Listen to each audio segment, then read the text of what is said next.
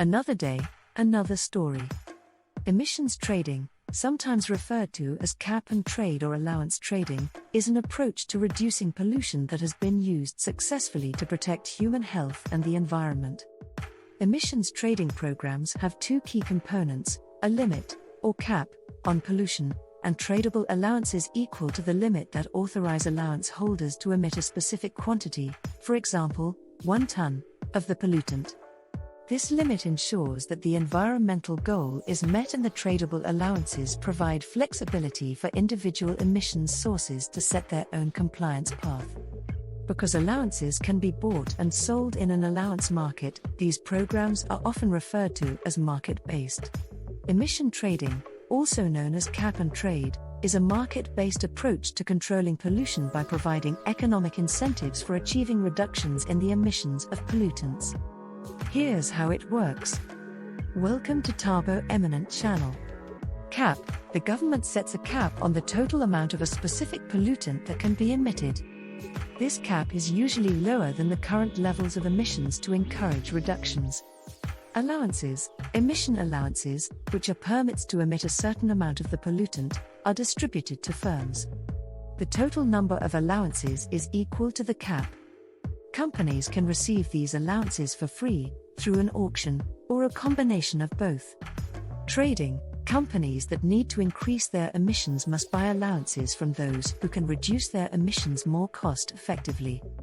This creates a financial incentive for companies to reduce their emissions. If a company emits less than its allowance, it can sell or trade the surplus allowances to other companies.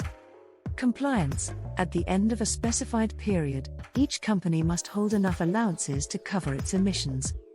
If a company exceeds its allowances, it may face significant fines or other penalties. Advantages of emission trading: cost-effectiveness: it allows reductions to occur where they are cheapest, encouraging innovation and cost-saving measures. Flexibility: companies can choose the most cost-effective way to reduce emissions. Incentivizes reductions: firms that can reduce emissions at lower costs can profit by selling their extra allowances. Examples of emission trading systems: European Union Emission Trading System, EU ETS, the largest and most well-known emission trading system, covering multiple sectors including power generation and manufacturing across EU member states. California Cap and Trade Program, a state-level program in the United States that covers power plants, industrial plants, and fuel distributors. Regional Greenhouse Gas Initiative, RGGI, a cooperative effort among several U.S. states to cap and reduce CO2 emissions from the power sector.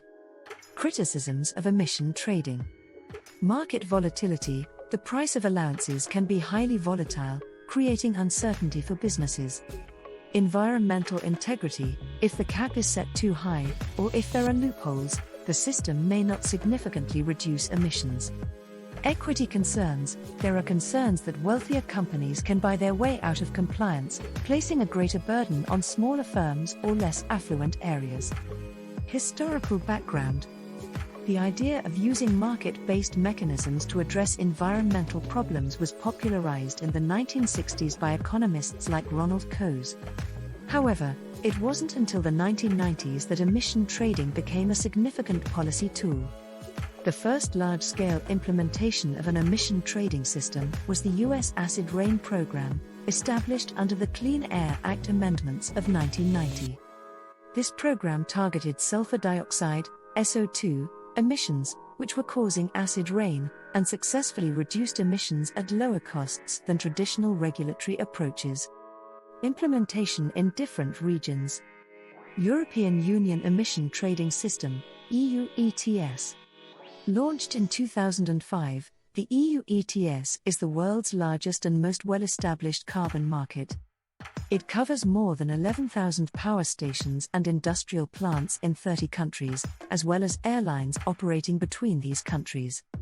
The EU ETS has gone through several phases, each improving on the last by tightening the cap, improving the allocation process, and expanding the sectors covered. California Cap and Trade Program. California's Cap and Trade program began in 2013 and is a key part of the state's ambitious climate policy.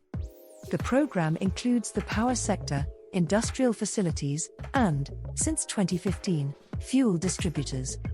It is designed to help California achieve its goal of reducing greenhouse gas emissions to 1990 levels by 2020 and 40% below 1990 levels by 2030. Regional Greenhouse Gas Initiative, RGGI. RGGI is a cooperative effort among several northeastern U.S. states to reduce carbon dioxide emissions from the power sector. It was the first mandatory market-based program in the United States to reduce greenhouse gas emissions.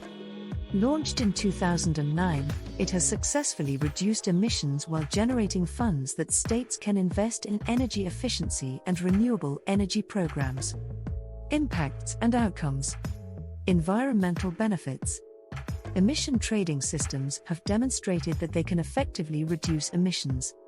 For example, the EU ETS has contributed to a significant decline in greenhouse gas emissions from the sectors it covers. Similarly, the US acid rain program led to a dramatic reduction in SO2 emissions. Economic efficiency.